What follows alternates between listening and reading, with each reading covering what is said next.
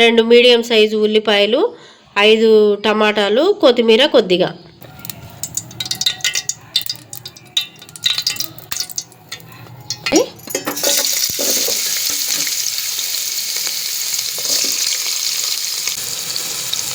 కొత్తిమీర కొద్దిగా వేసుకున్నానండి. పసుపు, 1 స్పూన్ పసుపు,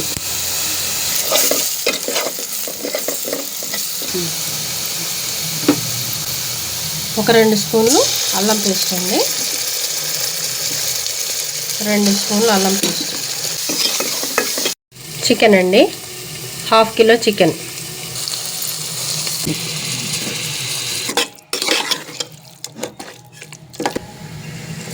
మూత పెట్టి ఉడికించుకుందామండి. ఈ విధంగా మధ్య మధ్యలో అడుగంటకుండా కలుపుకోవాలండి. సగం మగ్గిన తర్వాత టమాటా వేసుకుందామండి.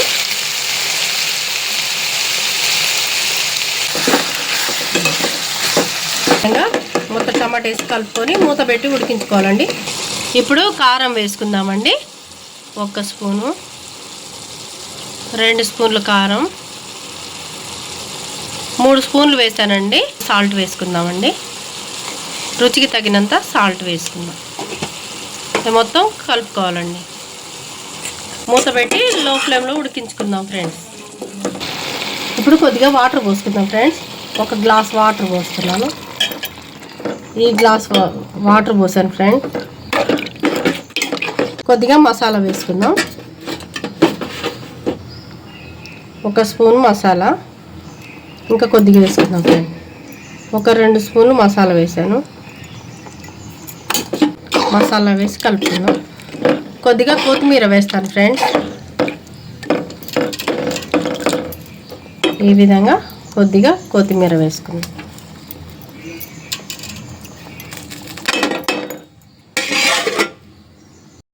ఈ విధంగా ఉడికించుకోవాలండి.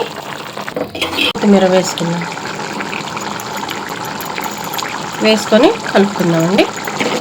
అయిపోయింది ఫ్రెండ్స్. ఎంతో రుచికరమైన చికెన్ కర్రీ రెడీ. ఈ విధంగా మీరు ట్రై చేయండి ఫ్రెండ్స్, చికెన్ గ్రేవీతో.